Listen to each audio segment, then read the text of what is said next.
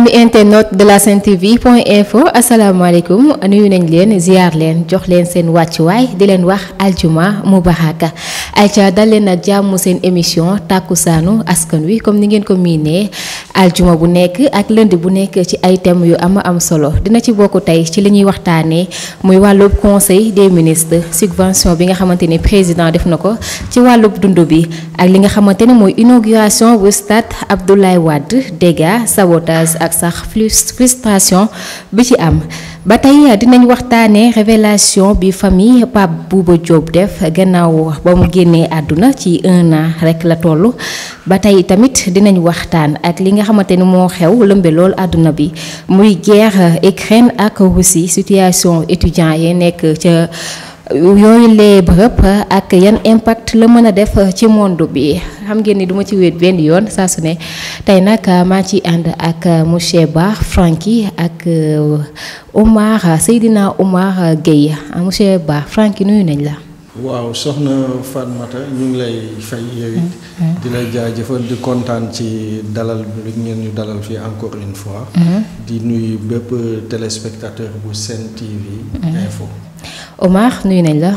maa ngi lay fay bu baax a baax Fatou waaye tamit di nuyu sama naataango bi monsieur Ba di nuyu képp ku nga xam ne yaa ngi ñuy topp ci chaîne bii di Sen TV l'original.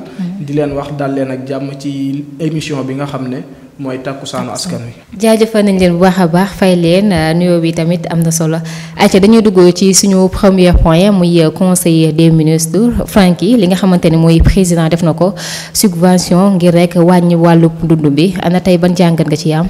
waaw soxna si c'est vrai que démb au niveau du conseil des ministres. président annoncé na quelques baisses au niveau du prix des aliments de certains aliments.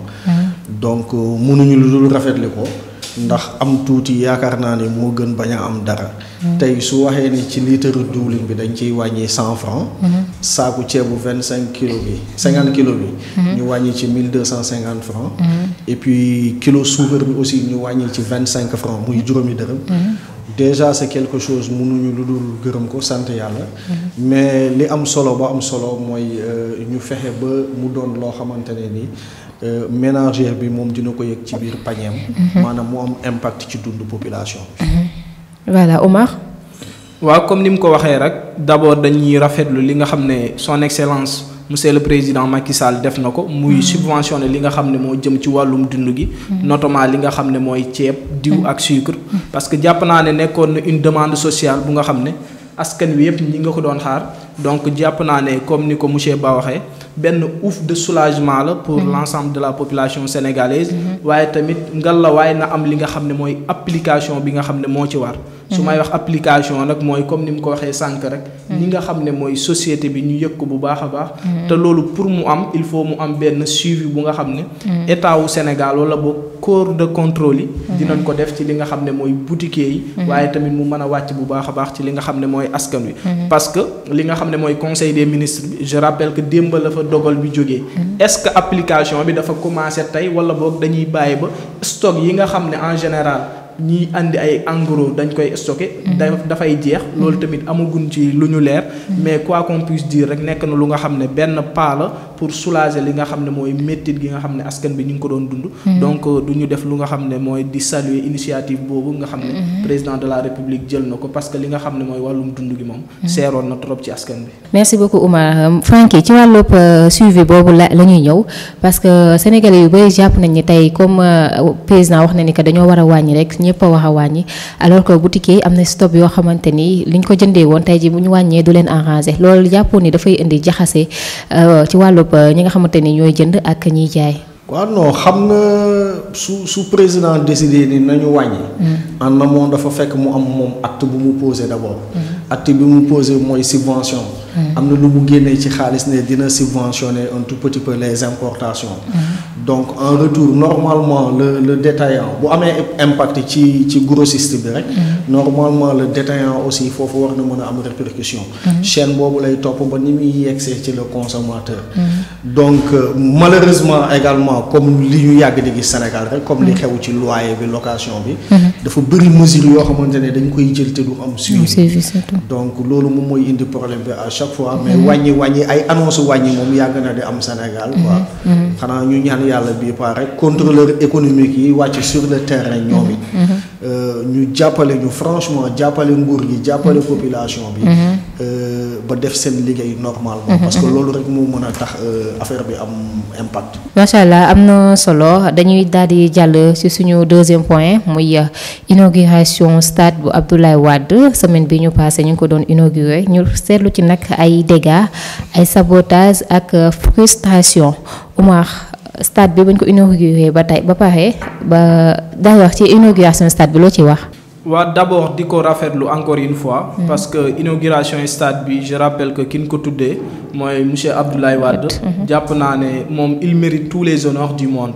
parce que soo xoolee jaar-jaaram fii ci Sénégal waaye tamit ci Afrique dafay bay lu nga xam ne lu am solo la donc lépp lu nga xam ne tuddee nañ ko dañ koy rafetlu bu baax a baax mu nekk benn delloo njukkal bu nga xam ne président de la République Macky Sall def na ko mais nag am na ay jàngat yu nga xam ne war nañ ko ci def. parce que ci li nga xam ne mooy inauguration boobu gis nañ fi ay njiitu réew yu bëri teew fi. ku ci mel ni Erdogan waaye tamit président FIFA teewoon fi di Infantino.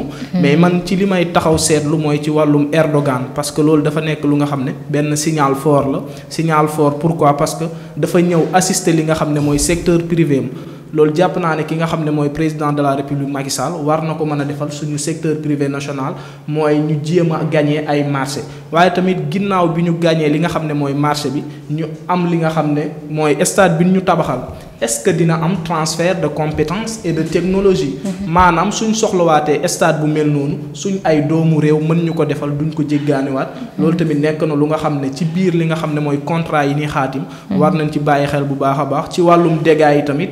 comme ni nga ko waxee sànq am na ay frustration yu fa amoon parce que mbooloo mi ñi fa teewoon ñoo bëri woon. bés bi moo toll noonu peut-être que moomeelu askan wi la encore une fois ba tax na am na ñu nga xam ne seen mécontentement moo waraloon ñuy sànni ay xeer di xeex di xuloo foofu mais jàpp naa ne jaru ko woon parce que dañ ko doon def ngir mbégte ngir bégal li nga xam ne mooy Sénégal yi. et je rappelle que infrastructure yi war nañ ko mën a am ci Sénégal yëpp ci anam bu mel ni en tout cas di ko rafetlu bu baax a baax. nekk na lu nga xam ne lu am solo la pour li nga xam ne mooy suñu sport. merci beaucoup Oumar Franky bu fekkee am na loo ciy dolli. waaw non fi mu daanelee rek man foofu lay tàmbalee. mooy infrastructure bi en elle-même macha allah. rafet na te yaakaar naa ne liggéey bi jaar na yoon. maintenant liñ ci war a def lépp def nañ ko ci. leneen li ci des aussi mooy li ñuy xaar mu jóge ci population bi. mooy maanaam ñu xam ni mbir buñ ko liggéeyee dafa am lu ci war entretien respect. et loolu dañuy commencer d'abord di regretter événement yi ñuy gis ni quelques vidéos yi ñuy gis ci réseaux sociaux yi. mooy li fa xew keroog juste parce que amuñu place wala mënuñu woon accéder ci biir. mu commencer am ay casse ay sandi ay xeer loolu baaxul franchement c'est ce qui a été la fausse note de la fête. mais sinon machallah tout s'est bien passé. et puis di wax en final que ki ñu ko tuddee également. Honneur ne pouvait pas lui être fait plus que ça. D'accord merci beaucoup amati na solo ba tey dañuy ñëw ci beneen point muy famille Pape Bouba Diop gannaaw 1 an ba mu génnee àdduna ñoom pour une première fois nag ñu daal di génn def ay révélation yu doy waar dañu def loolu ñu àndandoo dem seetaan vidéo bi daal di ñëwaat. nit ñi il se pose la question Pape Bouba dafa am une famille. il appartient à une famille. mais famille boobu kenn amul fenn fu ñu ko gis. à chaque fois qu'on parle de Pape Bouba Diop c'est tubaab là qui est le devant de la scène. mais on se pose la question qu'est-ce qui se passe. pour présenter wu comme représentant wu Pape Bouba Diop. c'est ce que la famille rejette. léegi man li ma bëggoon xam seen relation ak ex femme Pape Bouba Diop. xanaa dafa demeewul noonu. bi ko Bouba takkee ba léegi. amul kenn ci membre famille bi ku mës a woo alors na nga def amul kenn ku muy woo faalewul kenn. xam nga lu mu faale moom ñaari doom yooyu un point un trait. invitation yi mu jot kan moo ko jox. te bul fenn c'est parce que ce sont les autorités ñoo ko jox. parce que ñoom parce que man comprendre ma ñoom li mu am fii sax moom amu ko seen kër amu ko seen dëkk. mu ñëw fii au Sénégal fii ñun ñi nga xam ne fii lañ juddoo yaroo fi màgg fi am fii liñ fi am nekk fi ñuy ñëw di ñu tuutal quoi. il faut que autorités yi ressaisir wu ci loolu ñu respecter famille bi parce que ñun waxuñu ay man dama ne qu'on nous respecte. c'est ça qu'on veut. da nga jàpp ne du respect quoi. c'est pas du respect ça c'est pas du respect. ok Bouba c'est pas n'importe qui. Bouba kat durant toute sa carrière est-ce que mën nañu ko dégg ci ay dugg na fi wala déet comme ça. masul am. parce que dañ ko teg fi ñu ko war a teg. cette dame là il faut qu'elle nous respecte. ñun nag ñu ngi toog di xaar duñ ko wax dara dañ ngi toog di ko seetaan depuis boobu ba léegi ñu ngi toog di ko seetaan. ça fait plus d'1 an ñu ngi toog waxuñu ko dara. donc plus d'1 an yéen dëggante woo leen ak moom si dara. ma ne musul woote nit ñi. la preuve Bouba feebar na tëdd pendant 2 ans fële ci këram. est-ce que un membre de sa famille est ñëw na à ce chevet. personne bu doon nit ku baax dina nangu jigéen bu baax dina nangu loolu. elle veut diviser pour régner. te loolu doo dul am te dañ ko dul seetaan. ñun quitte à ce qu'elle passe sur nos cadavres pour atteindre à ses fins mais loolu dañ ko dul nangu. il faut que loolu mu leer ñun duñu liggéey pendant des années pour Bouba tout ce qu'il a investi ici au Sénégal je vous dis. ñun ñii dégguma dama ne ñu waxuma dama ne li ma wax nii ñun ñii laa ñoo ko dox wax ko ba mu sotti moom xamul lu mu def génn xaalis fay amul leneen lu mu ci def musul taxaw amul kenn ku mus taxaw fi ne moom ma jaay Bouba suuf amul. c'est nous qui avons tout fait. moom moo war a revenir à la raison xool nan lay chaque fois nu muy ñëwee pour di jokkoo ak famille bi wax ak ñoom li muy lépp lu mu war a def mu ñëw jokkoo ak ñoom muy fii muy fële parce que loolu moom loolu la fi Bouba liggéey ba bàyyi fi. voilà ami internaute ñoo ko seetaanandoo gis ngeen famille Pape Bouba Diop révélation ñu def ñoom gis nañ d'après li ñu wax dafa mel ni que dañ leen bedd ci lu bari parce que à chaque fois rek soxna yi Pape Bouba la ñuy gis ci lu bari Oumar noo gisee reportage bi. waa reportage bi nekk na jàngat bu nga xam ne man jàngat bi ma ci def mooy voilà. déggoo amul ci li nga xam ne mooy famille Pape Bouba Diop. ak ki nga xam ne mooy. soxnaam nekk na lu nga xam ne nag voilà nekkul lu rafet.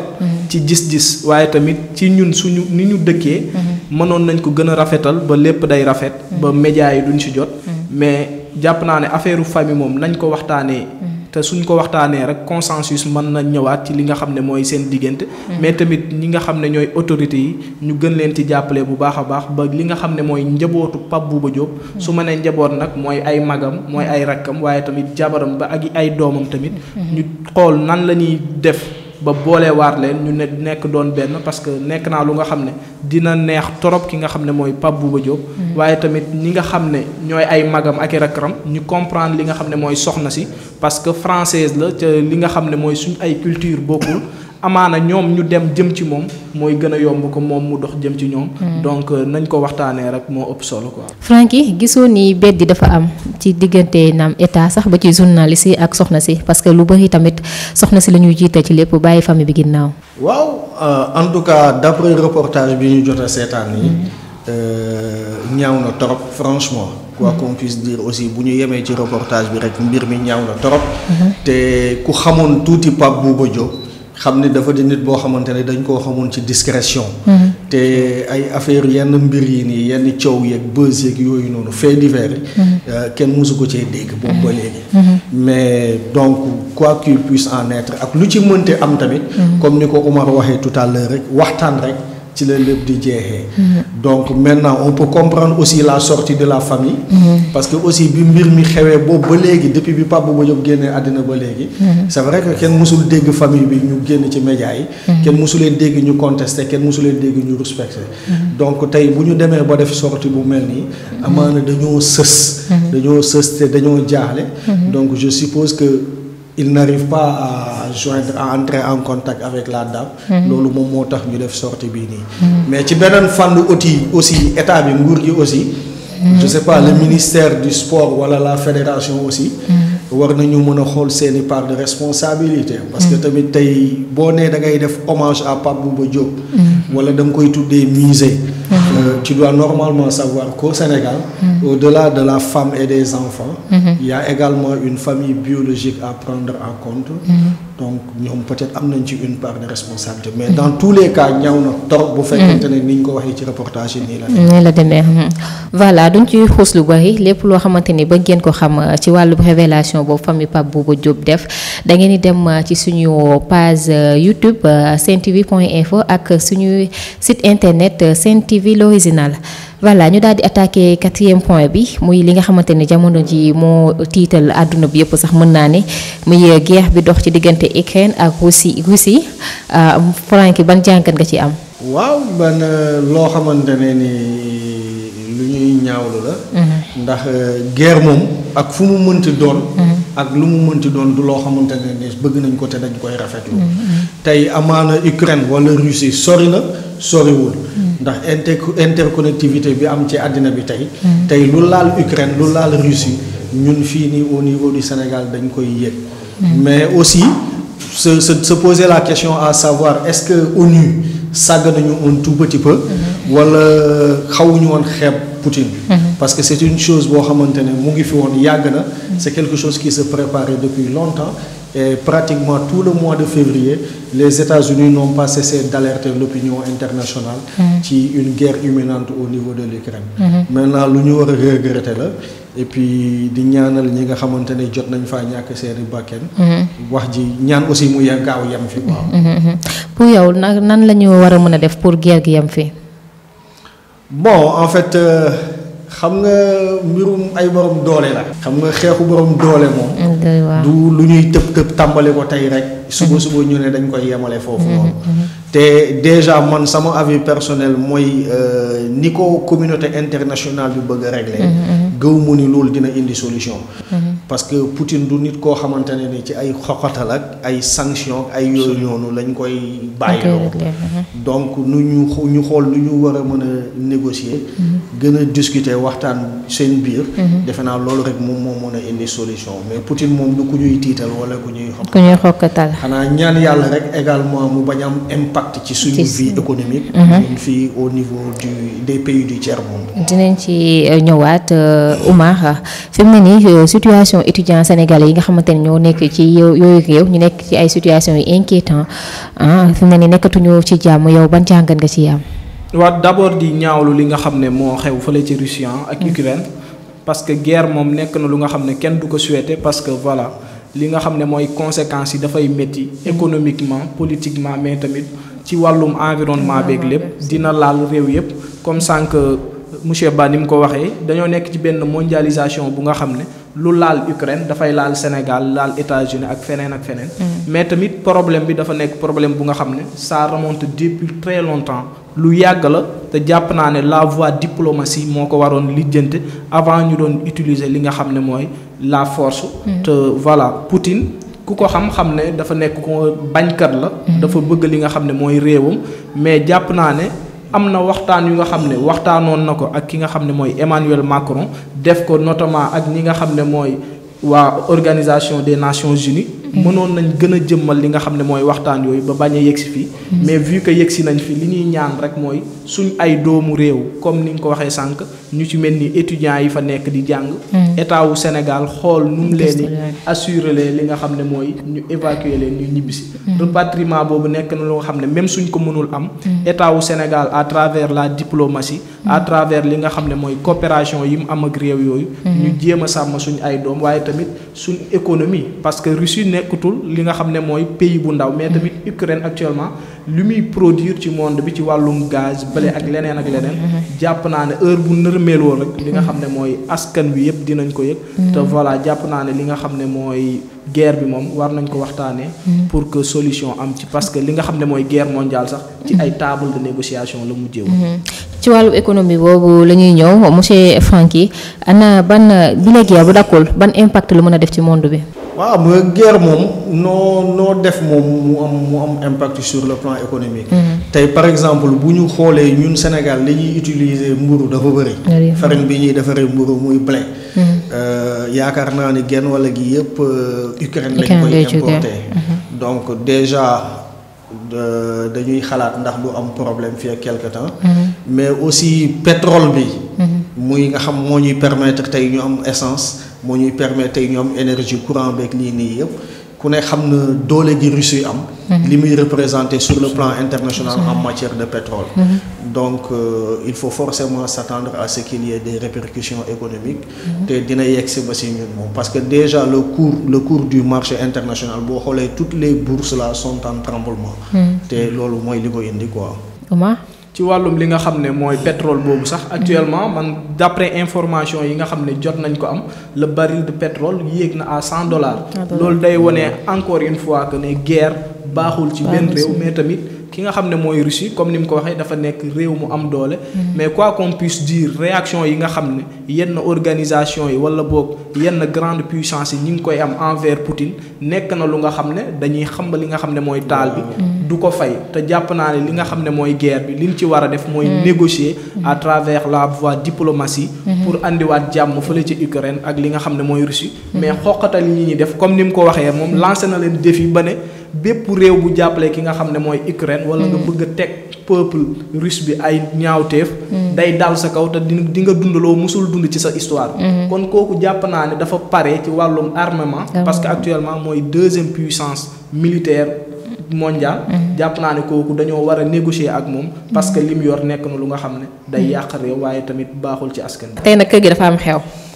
monsieur xew bu mag xew anniversaire monsieur Ba Franky nekk suñu rédacteur en chef xam naa kii yaa ngi fee gâteau yeeg ñoom seen plateau bi dafa xaw a kii moo tax ay ñoom beñ yeeg ñoom seen ñëpp monsieur Wagué mooy gérer yooyu après ñu di koy souhaiter un bon anniversaire di ko ñaan a gudd fan ak weer surtout ak xéewal bu sax dàkk franchement mbégte la ñuy àndal ngir ci liggéey bi ak yow parce que nit bu baax la bu simple bu wàcc à chaque fois dafay partager xam-xamam ak ñun xeebul kenn macha allah yow daal loo dund lu nekk doyul Omar fekki am na loo ciy dolli.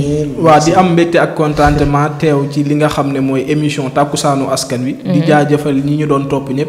waaye tamit di souhaiter li nga xam ne mooy joyeux anniversaire à monsieur Ba suñu doyen. mu nekk ku nga xam ne ku ñàkki ñaan la waaye tamit ku nga xam ne liggéey bi ñor na ko. ñu koy ñaanal gudd fan ak wér. mais tamit mu dund ba am lu nga xam ne mooy njaboot gu ko remplacer. taxawu ko bu baax a baax. ak mboolum jullit di ko wax ne gâteau bi moom xam naa incha allah dina ñëw dëgg si ko ngoon di leen jaajëfal bu baax a baax. waaw ba di leen remercier commencer d'abord par remercier toute la rédaction. et puis le directeur de publication monsieur Mohamed Wagué. di leen jaajëfal yéen ñëpp toute l'équipe qui est là. di wax ni ça a toujours été un plaisir de travailler avec vous. merci aussi ci ñaan yi et puis vous êtes tous invités ce soir à la maison. laan ak internautes yi ñoom ñëpp. vous êtes tout le monde est invité. ñëpp ci biir. mais pour finir. bëggoon naa revenir un tout petit peu ci moom li mu doon wax par rapport ak aussi lancer benn appel au président de la République et aux autorités sénégalaises. ñu jàppale suñu jeune frère suñu mbokk étudiants yi nga xamante ne ni ñu ngi Ukraine. ndax démb am na benn article bu ñu ci def. am ay étudiants yoo xamante ne dañoo saisiroon par téléphone. pour di ñuy joytu seen njaaxle. wax ni sonn nañ trop bu ñu sañoon nguuru Sénégal jàppale leen. ñu gaaw génn Ukraine s'il le faut ñu jàll Pologne. à défaut bu ñu mënul ñibbisiwaat fii ci seeni famille au Sénégal. bu loolu weesoo ñu ngi sant bépp téléspectateur bu Sen TV Info. di rafetluwaat suñu teewaay fii nii te di la jaajëfal yow mi animatrice bi. merci beaucoup kàddu yi am na solo li ñu cëree la woon ci waxtu nag dafa jeex ñuy jaajëfal bu baax a baax Fatima Zahra Sall mi nga xam ne moo nekkee ci caméra bi ak suñu PDG monsieur Wagué mbégte ak contentement la àndaloon bokk ak yéen plateau bi ci tàkkusaan gi di leen jox dig daje beneen yoon ci beneen tàkkusaan yeneen i invité ak yeneen i waxtaan.